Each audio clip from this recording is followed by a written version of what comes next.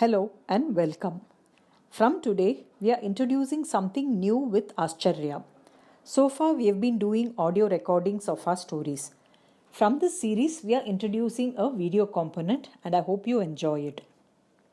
Today, we are beginning a new set of episodes about Sri Ranganatha Swami Temple at Srirangam in Tamil Nadu.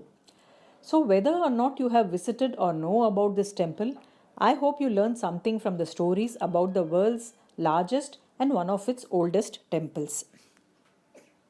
The source of these stories is a very special book, the Koyil Olugu, an authentic book that has recorded the history of the temple spanning several centuries. In fact, there are many miraculous stories in the book that talk about how the temple was saved time after time from attacks by foreign invaders.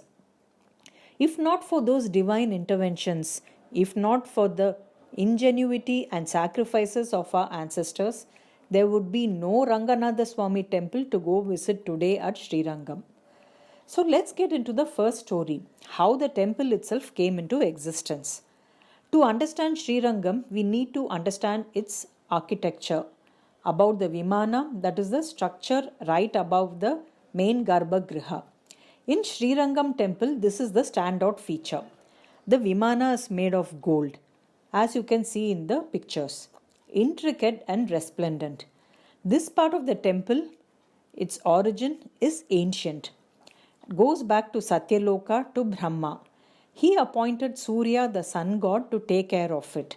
Later, King Ikshvaku, a descendant of Surya and an ancestor of Rama, brought it to Ayodhya to worship it as their family deity.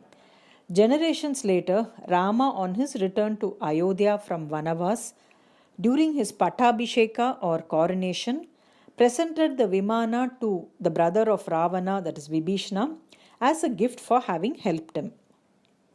On his way back to Lanka, Vibhishana laid the Vimana at an island spot on the Kaveri river to refresh and pray. When it was time to start again, he found that the Vimana wouldn't move and had installed itself at that spot. Vibhishana was distraught, as this was his special present from Rama.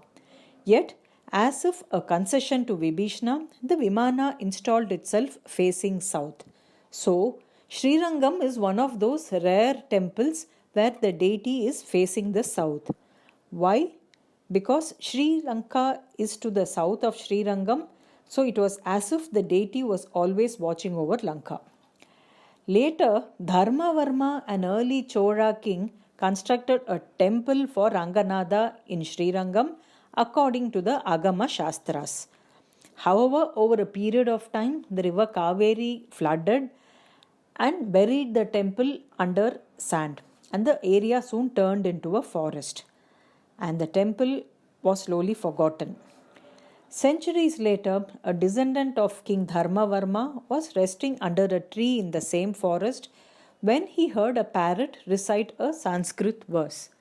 The river Kaveri is the river Viraja and Vaikunta.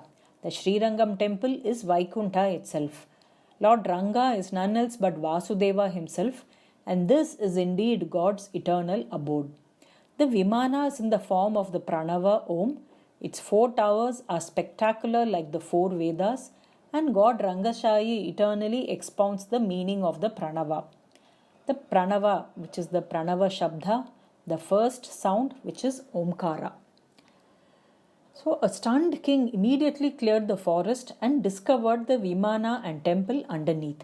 He renovated the old temple and also constructed a Kili or parrot mantapa near the main Sannidhi in honor of this parrot.